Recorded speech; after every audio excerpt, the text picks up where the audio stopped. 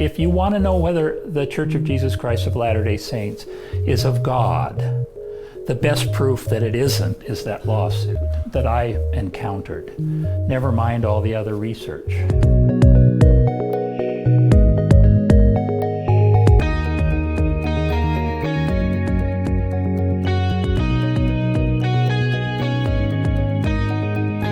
So here was the deal. In comes the lawyers, and they demand that links are taken down or some material by 2 o'clock. Well, they get them down by 2 o'clock, so there goes their basic concern over the whole issue, is that the Tanners were all of a sudden in compliance.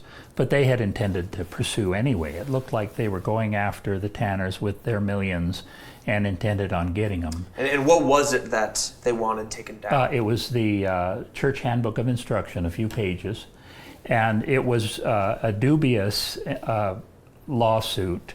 There were other copies of it online. They didn't go after anybody else. They distorted the truth to try and fake a sequence of when things were posted that were completely false. They took advantage of the judge's lack of knowledge of how computers work and how the internet work. For example, she had to ask, well, what's a thumbnail? You know, she didn't know even the most basic thing.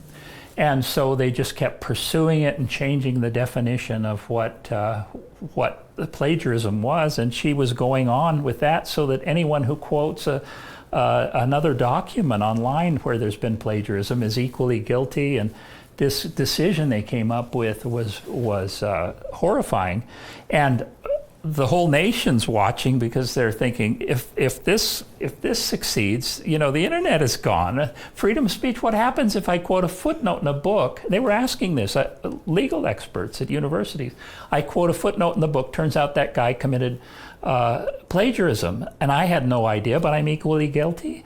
And it was their intent to get the Tanners was so conspicuously wicked, and that it was the reason it was hard for me to write was because I had to try and describe it in a dispassionate way. And another thing that was difficult, it was that this contributed significantly to probably shortening Jerald's life. And then the guys went on. I think one of the lawyers became one of the 70s, may still be, I believe that's the case, and the other one's still around.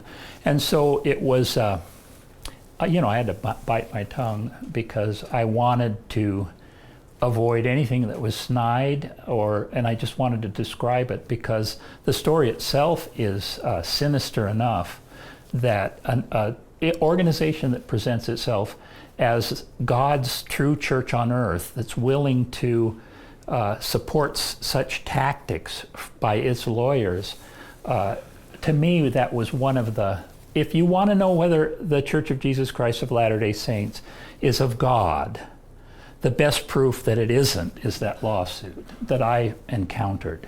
Never mind all the other research.